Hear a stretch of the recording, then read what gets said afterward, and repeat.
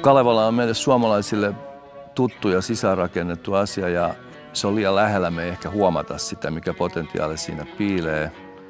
Mun mielestä meidän kannattaisi Suomessa rohkeasti niin kuin brändätä sitä eteenpäin, tehdä siitä osa Suomi-kuvaa ulkomailla kansainvälisesti, myydä sitä ennen kuin kiinalaiset tekee sen meidän puolesta.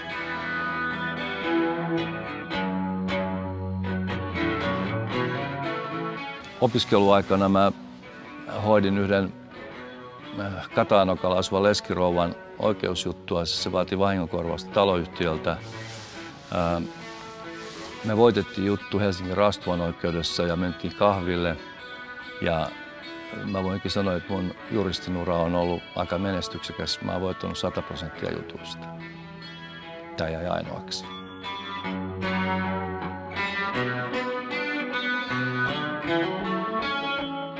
Ja mun mielestä on lyhytnäköistä ajattelua, jos halutaan yliopistosta tehdä semmoinen nopea, kapea uraputki, joka johtaa johonkin työpaikkaan. Yliopiston täytyy olla laaja-alainen ja siellä täytyy tutustua ihmisiin ja opiskella elämää varten.